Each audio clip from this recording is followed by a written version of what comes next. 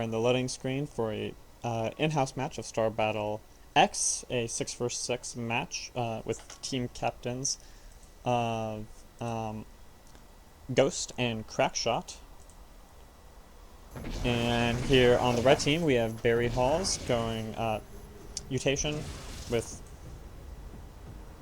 Locusts. We have suxenrop going shield regen, Thunder going laser, forearm open, 3 shield, 4 missile on Ghost as a Colossus, StarKiller as a Void Ray going 2 plasma, farm, and then 2 laser. And then coming out a little bit late is cyclohexane going shield transfer on a Raven? I'm sorry, I'm just sort of at a loss. Anyway, on the blue team we have Danger going, mutation and Locust, Obiwan going feedback, Jimber going range missile, Shadz going plague, rescue going just a little bit of range and missile, and CRAKSHOTT going bile and mutation, and then picking up those 4 tentacles real early, getting them just a little bit ahead of Barry there. Over here we got, is this a double? Yeah, this is a blue team is going double Leviathan, OV, Frigate, BC, Arbiter. It's kind of interesting versus red team that is Arb, Raven, Void Ray, Colossus, BC, Levy. These are very, very different compositions. For one, there's no dedicated tank on the blue team.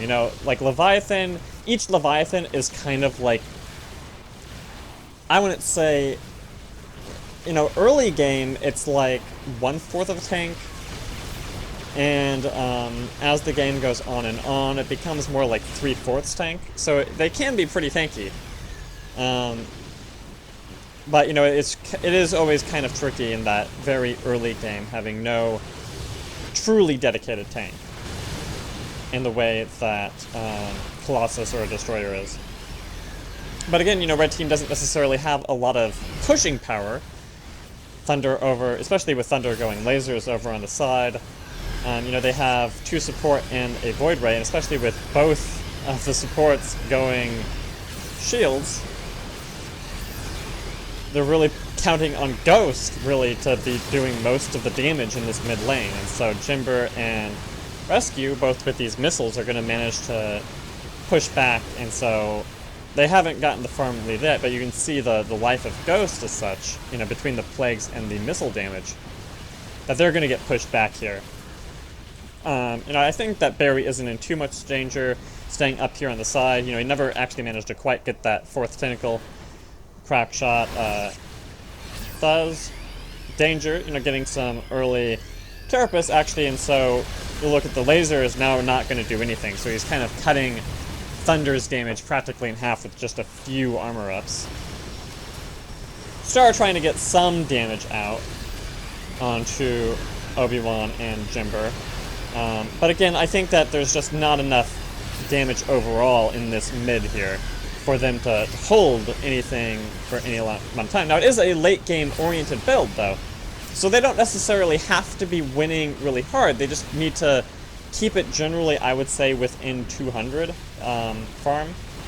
They can go down 100 farm right now, and they can, at the 5-minute mark, come back and even it up. Being down 200 farm right now, I think is slightly more concerning, especially if that's going to creep up even more.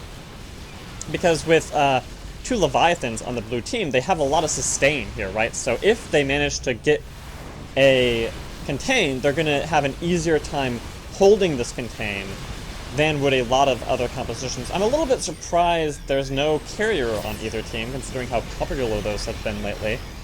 But this is a good chance to see what the potentials of other ships are, when you don't have to worry about just that sudden wave of level 19 scouts coming and sniping your battle cruisers, right? Ghost did get some more shields as he went back. The Raven Cyclo got Imp. Suxen staying on energy for that shield transfer, and Star getting charge and blink. On the side lane, Thunder picked up some missiles, so now he's not so, he doesn't have to worry about Danger's armor, which has now gone up to 7. So Danger kind of planning really to be very aggressive in his farming right here. and CRAKSHOTT with 7 tentacles, so he's already in one-shot farm for the actual, 3 minutes ahead of time, right? And that can be kind of handy because now if he wants to, collect some minerals and not necessarily spend it immediately, he can pick up, regeneration or his scaling armor upgrade or his faster regeneration or all sorts of nice ups that you want to get, if your team does get pushed back after a mid-game or after an early game campaign. Jimber coming out with thrusters, afterburners rather, and some more range in his missiles, and one-shot farm for now. He's only going to have 3 minutes on this one-shot farm, so I'm not even entirely sure I agree with that, but for right now it's fine. And Obiwan, slightly under-farmed it looks like, yeah, 100 farm. He's mostly just been trying to get his energy output up. CRAKSHOTT with 18,000 life is starting to get big, quite literally here. I mean, look at these Leviathans. They're big, slightly bigger, the way the... And if you could see, at this 15,000, it's hard to tell at this stage, but this Leviathan is just slightly bigger than this Leviathan, literally, in terms of the scale of the model. And as I was saying, right, CRAKSHOTT picked up Corruption and Rapid Regeneration when he went back. Oh wait, no, what am I saying? These Leviathans are the same size. Ah, just kidding. Oh wait. No, whoa, I'm sorry. I got a little confused there. Bairy has Corruption and Regeneration. He must have picked those up when they went back earlier. And CRAKSHOTT instead did not pick any spells in that full back there. And but Danger did. Danger picked up Rapid Regeneration. And red team now getting pushed back once again. Blue team maintaining this farm lead as they pushed in once again. And so even though, yeah, I don't know, Bairy, for the moment, has slightly better, perhaps better upgrades, just for the moment. Not that it's going to make a difference when he's getting harassed by 5 ships at once. Can they actually get him right here? He doesn't have any armor upgrades. Yeah, Bairy is going down. I mean, I think he thought he was really safe, but his entire mid was changing to set up this warp trick, so they all went back at once, and he didn't really back off. He was staying in that side lane trying to get some greed, and so even though red team is going to be coming up here into the cutoff point, they're down a Leviathan already, and the Leviathan was actually their highest farmed ship, so they really... I'm not sure what exactly they plan to pick off here. They're actually in more danger here as a result of trying this warp trick. Like, oh, I see. They were trying to get a nuke off. Thunder went nuke. He wanted to get that on rescueranger. They were planning to pick off the battle cruiser, actually. But with these 2 fat Leviathans, they don't really even hugely need support at the moment. And so, by changing their positioning with Bairy not going back, I think that the warp trick was a fine idea, but they really needed Bairy to go back just a little bit earlier. Maybe the problem was that Bairy didn't have warp, and he wanted to get that extra farm so he could get warp so he could join in the warp trick. But now red team is in a very disadvantageous position. Their composition is such, with Raven, Arbiter, Voidray, BC, Colossus, that they still have the composition they need to stay in the game. But against the sustained life and damage of 2 now relatively decently fed Leviathans, they're just going to have a hard time breaking out of any sort of contain. This is not looking like... I mean, it's not impossible, but this is not looking like a win for red team. Not at this point. Now Thunder does still have his nuke. If a Leviathan gets too greedy, he can maybe pick off one of these Leviathans. But the Leviathan, each Leviathan now has... So Danger has 0.6 wind speed, CRAKSHOTT has 0.7 wind speed, Obiwan at 8 wind speed, and each of these Leviathans have about 18,000 life, so I don't see how that's going to happen. Maybe if they got a nuke off on a 0.7 wind speed Overlord, they could pick off the Overlord. But now that the blue team knows the nuke is coming, they really should be able to maintain denial with feedback on that BC. But, you know, feedback is such that Obiwan really, you know, he needs to also be denying this Arbiter and Raven. And so this is kind of the moment right here, right, where the Leviathans are going to manage to maintain their farm. But, you know, Shadz is sitting here with 1,300 minerals. Rescue back because he had to avoid that nuke. Jimber at 600 and Obiwan at 500. So even though the farm difference is really extreme, a big part of that is in Shadz. So right now, if Red Team could somehow pick off Shadz with like a nuke and then the Void Ray going in hard, they would have a chance of getting back in this game. But it would really have to be that, right? They would have to kill Shadz right now. I think that trying to get a nuke off on the Leviathans would be unlikely to generate a kill. The problem is that Thunder is right now at 100 energy, so I'm not sure how they would really generate the damage necessary to kill a 11,800 life Overlord right now. Especially when their blue team is maintaining the contain, as it were.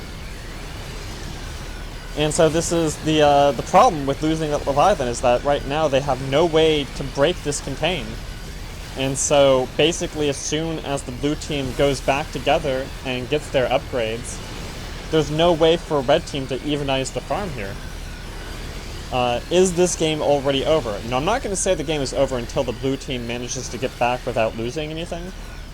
You know, until Shadz actually spends his now 1,800 minerals, the game is not over yet. But as soon as that happens, and it looks like it's going to be happening real soon here, the game is all but over. I don't see any way that the Red Team is going to manage to come out of a 1,000 farm unevenness here. Yeah, I mean, even with 6 missiles, there's no way that they're gonna drop the crack here. Well, maybe with the Void Ray. Star does have beam speed, charge. Yeah, and now so the Arbiter and the Overlord are now coming over to help CRAKSHOTT. But again, you know, he's just so fed at 18,000 life that even with those missiles... Oh, and a nuke, too. And he's still going. And this is the problem with those Leviathans getting a little bit fed, is that, you know, in counting on the nuke to deal the burst damage, it first has to hit, and it has to do enough damage to get a kill. And the nuke is fixed at 6,000 damage. There's no way to increase the amount of damage that this nuke does. So at this point, 6,000 damage, it sounds like a lot, but it's not going to be enough to kill, you know, one of these Leviathans that can each take 3 nukes before they would go down. And so now that Shadz is coming out with his 2,000 damage Psyblast and 500 energy, and Siphon and Plague, and even Spotter, I mean, what is the play here? What can Red Team possibly do that can pull them out of this almost guaranteed loss? Suxen is at 500. He could maybe pick up Stasis, or he could pick up Hallucination, try to make them die for Hallucination, maybe isolate them somehow. Force Field's not going to do it, not with 2 Leviathans. He doesn't even have feedback yet, so he can't do anything to deny this, the energy of Shadz. I mean, we do have PDD and Imp on Cyclo, but I just don't see it. I mean, even Shadz now has gone up to 12,600 life, so... Is this game already over? Should Red Team just GG out here? I mean, at 5 versus 6, you don't necessarily want to do that. If you can, you know, keep the tower-ups, if you can push the game further, you know, once it's 4,000 farm versus 5,000 farm, that's not so bad as 2,000 farm versus 3,000 farm. It's still not good, but it is not, you know, almost certainly lost. Now, what can happen right here is if blue team does not take either one of these towers, they don't get another kill. If the game just keeps going on longer and longer, it does eventually start to favor the red team, theoretically, right? You know, if Cyclo can drop a blackout, and Star can get in there with a double charge, then maybe they can make something happen. But even blackout is only going to affect the Arbiter, the BC, and the Frigate. You know, the 3 Zerg ships, they're just going to shrug off at blackout. It's not even going to affect them at all. So you're counting on disabling 3 of the blue team ships. And yeah, these just, yeah, lol, nuke. Nom nom nom nom nom, delicious. Delicious radiation. I mean, the Leviathan, he doesn't necessarily want to eat the nuke, but he kind of does, right? Because every time a Leviathan eats a nuke and just shrugs it off, that means that the nuke is on cooldown. That means the nuke is not going to be on some other ship, so you can dive in there, you can try to get a kill on Ghost. Maybe you don't actually get it, maybe you can get some damage on Danger here.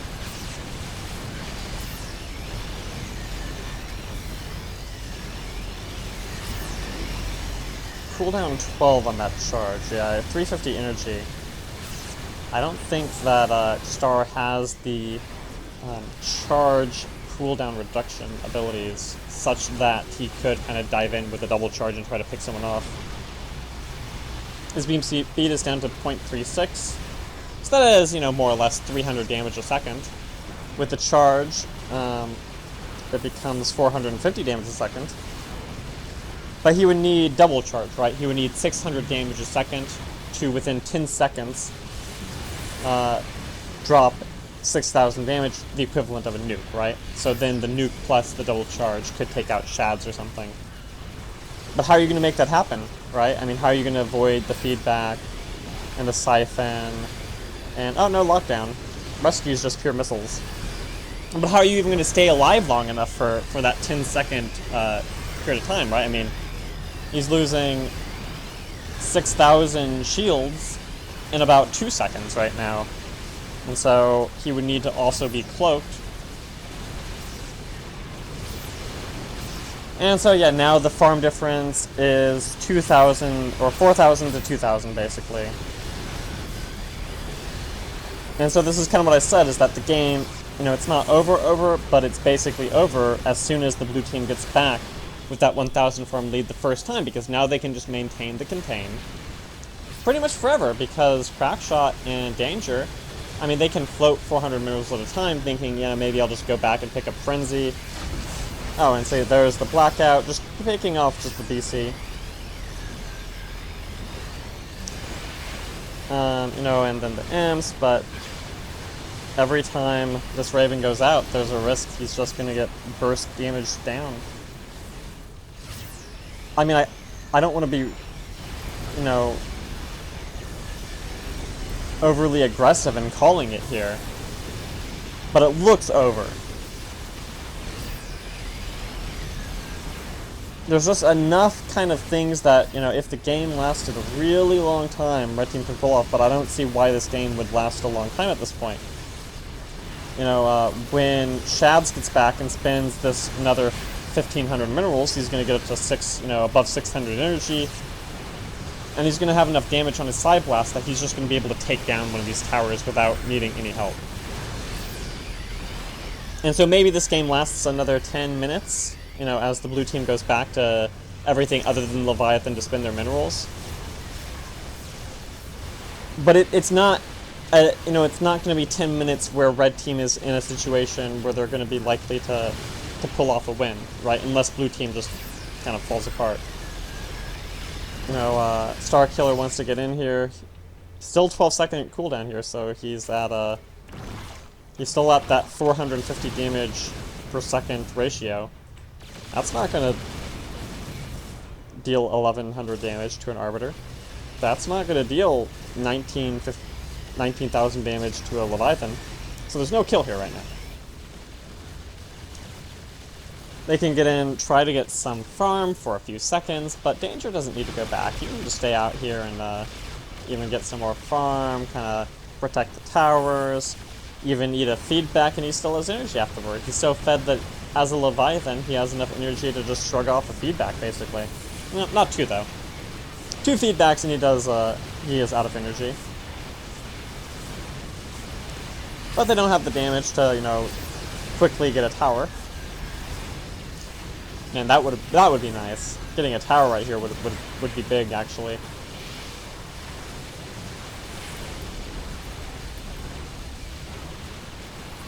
And so now the danger is, you know, Rescue is coming out here with 0.92 speed. Ghost is at 0.61 speed still. Danger is going to come in with his, for now, 2.5 speed until his charge wears off, and then they'll go back to 1.9. And they're going to be in a dangerous position as the entire blue team can, you know, individually catch the red team. Now, will they actually be able to get a kill on the Arbiter or the Raven here? I don't know. I don't think so. Actually, almost on this Colossus. Not with the Blackout. But, if it hadn't been for that. And the Cloak. But now let's look at Shadz. When he got back, he got his 600 energy. His Side Blast is up to 3,000 damage.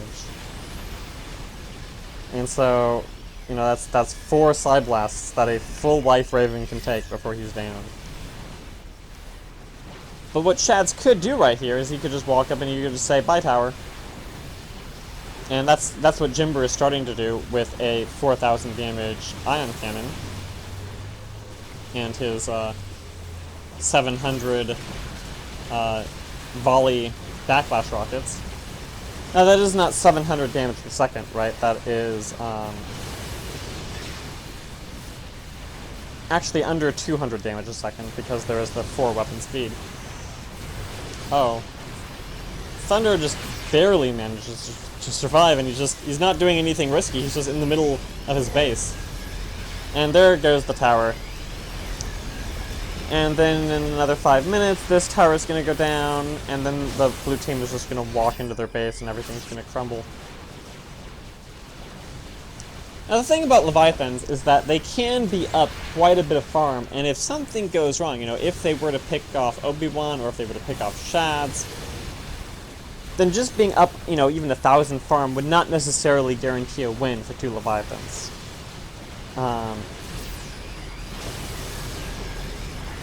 But that would require killing Obiwan or killing Shadz. And so long as Shadz and Obiwan are both up, there really is no play here for Red Team to generate a win here.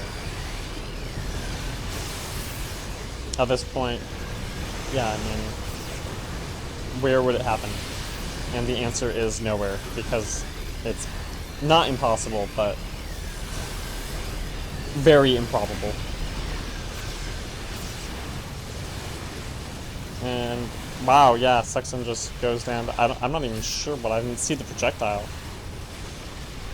But it doesn't matter. But yeah, at this point the game is over. And they're GGing out. Both towers are gone. Blue team's going to be able to just walk in and eat them. But do we even need to see it?